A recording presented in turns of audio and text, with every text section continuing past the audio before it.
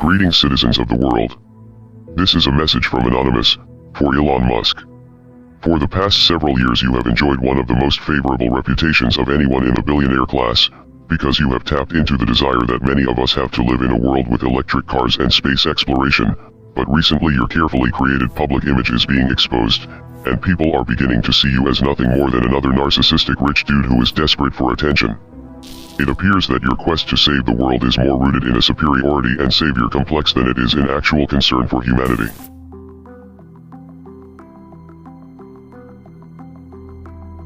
How do you respond to people who think that Elon is the creator of Tesla? I'm not sure why he has to also say that he was a founder when he wasn't. I don't understand that. Oh, yeah, whatever. Contrary to popular belief, Elon Musk did not start Tesla. He simply purchased the company from two brilliant people, Martin Eberhard and Mark Tarpenning. If you don't know who Eberhard and Tarpenning are, they are the founders of Tesla. Their interview shows how much the company and its current cars owe to Eberhard's love for sports cars and the Rocket ebook, the first ebook reader he and Tarpenning created in 1998.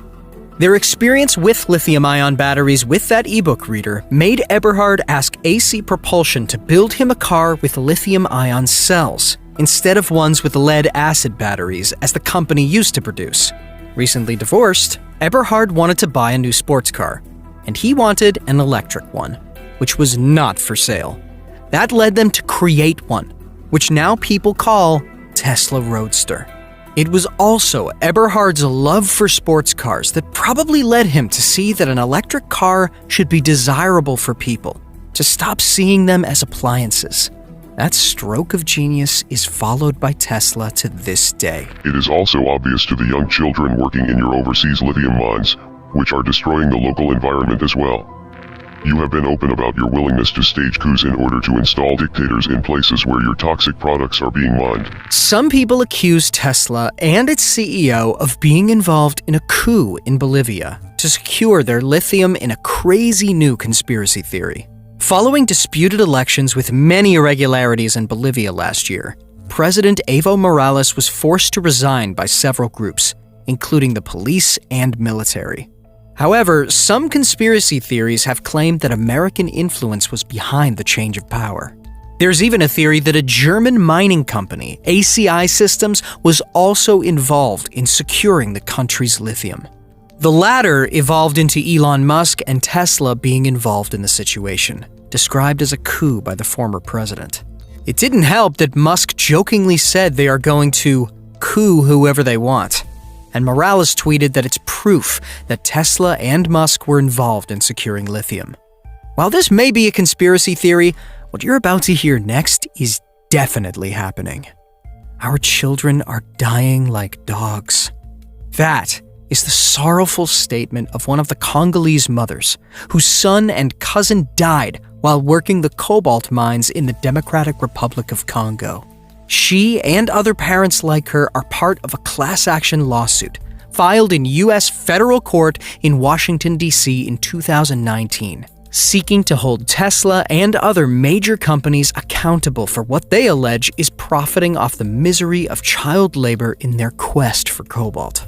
Cobalt is a key component of every rechargeable lithium-ion battery in all of the gadgets made by defendants and all other tech and electric car companies in the world that has brought on the latest wave of cruel exploitation fueled by greed, corruption, and indifference to a population of powerless, starving Congolese people, the suit reads. Elon Musk announced that Tesla plans to manufacture 20 million electric-powered vehicles by 2030. The impetus is clear. Global warming is threatening our planet, and a rapid and dramatic reduction in carbon emissions is essential. Battery-powered vehicles are the most promising alternative, but for the foreseeable future, they depend on cobalt, a mineral found primarily in the Democratic Republic of Congo, where child labor and unsafe mining conditions are common. It is estimated that 15 to 30% of cobalt from the DRC comes from ASM sites. These miners routinely bring their children to the sites, partly because they have no childcare. Local schools are either inaccessible or woefully overcrowded, or they desperately need additional family income. At the mines, each child is given a burlap bag and instructed to gather small pieces of cobalt by hand. Though the estimates of children working in these mines vary widely, the DOL report cites one estimate that as many as 35,000 of the DRC's 255,000 artisanal cobalt miners are children.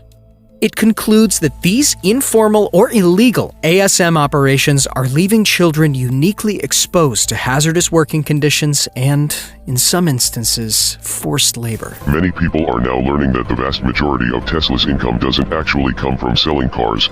It comes from government subsidies, selling carbon tax credits for your innovation with clean energy.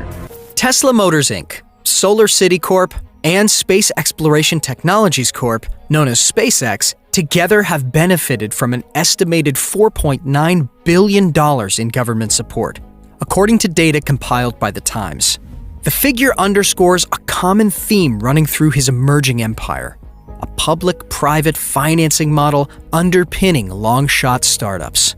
He definitely goes where there is government money, said Dan Dolev, an analyst at Jefferies Equity Research. That's a great strategy, but the government will cut you off one day. Musk and his company's investors enjoy most of the financial upside of the government support, while taxpayers shoulder the cost. The payoff for the public would come in the form of major pollution reductions, but only if solar panels and electric cars break through as viable mass-market products. For now, both remain niche products for mostly well-heeled customers. Musk declined repeated requests for an interview through Tesla spokespeople, and officials at all three companies declined to comment. Tesla has also made more money holding Bitcoin for a few months than they did in years of selling cars. It is also more than likely that this Bitcoin was purchased with money from these government subsidies. It is now widely believed that Musk has been forced to denounce his company's involvement with Bitcoin to keep that green government money flowing into Tesla's coffers. The energy use argument about proof-of-work mining is a very nuanced conversation that requires a reasonably complex understanding of how power grids work and how excess energy is wasted by power companies and sought out by crypto miners.